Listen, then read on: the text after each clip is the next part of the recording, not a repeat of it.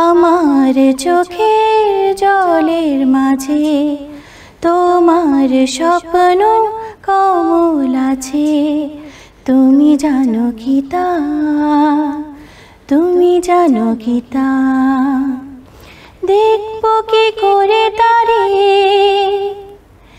নীরব অহংকারে আমার গহন মনে, সে যে গান হয়ে বাজে, দেখব কি করে তারে।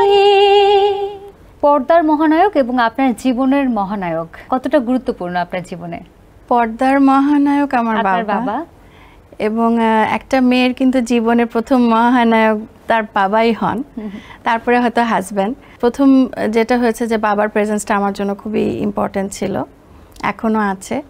আর এখন আমার গার্জিয়ান আমার হাজব্যান্ড, সো দুইজনই ইম্পর্টেন্ট। জীবনের মহানায়ক হচ্ছেন আপনার জীবন সঙ্গী। জি।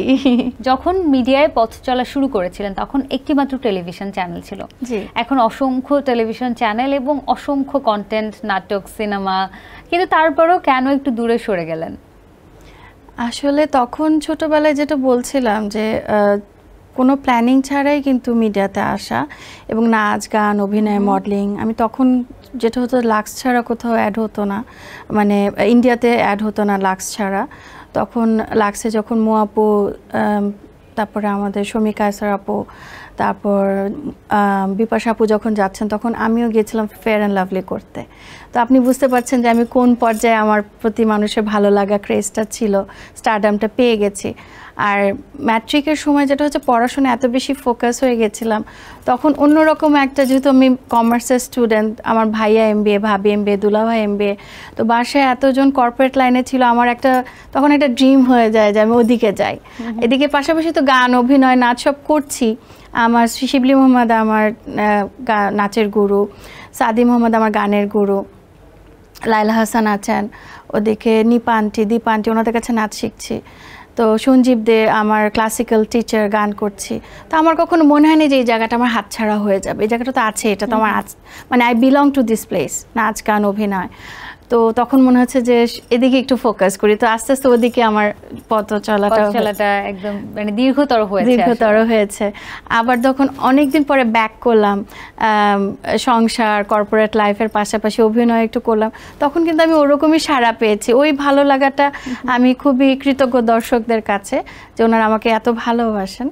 তো ওইটাও যখন করেছি তখন আমাকে সবাই বলছিলেন যে তুমি তো পোর্টাল কাঁপিয়ে দিয়েছো, 50টা পোর্টালে তোমার নিউজ হয়েছে যে ওয়েন্ড্রিলা ইজ কামিং ব্যাক। তো এই ভালো লাগাটার জন্য না মিডিয়াটা ছাড়তে পারি না, একটু হলেও কাজ করি সময় বাঁচিয়ে। আর এখন যেটা করছে উপস্থাপনাটা পুরোপুরি করছে, আমি কিন্তু একদম হারিয়ে যাইনি। আমি মাঝে মাঝে কিন্তু উপস্থাপনা করেছি 12 বছরের গ্যাপে। আর তারপরে যখন আবার অভিনয় করলাম, জব করছি এখনও, তাও উপস্থাপনা করে যাচ্ছি।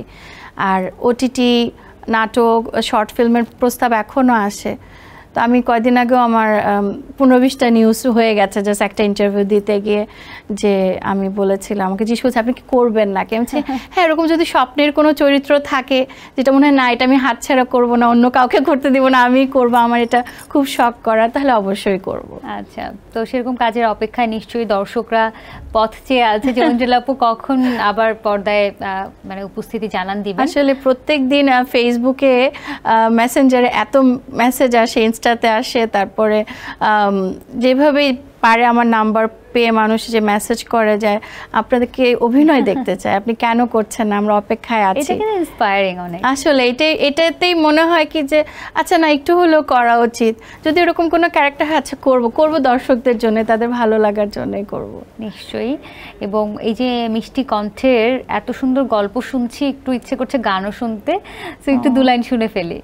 আমার চোখের জলের মাঝে তোমার স্বপ্ন কমল আছে, তুমি জানো কি তা, তুমি জানো কি তা।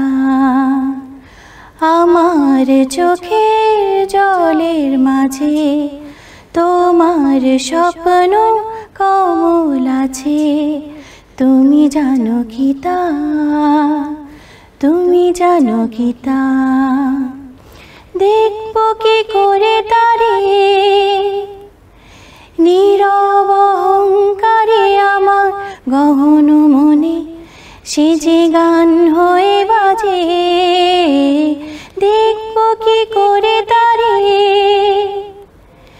নীরব অহংকারে আমার গহন মনে সে যে গান হয়ে বাজে।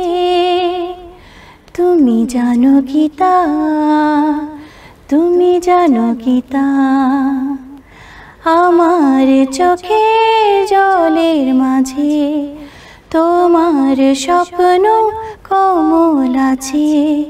তুমি জানো কি তা, তুমি জানো কি তা।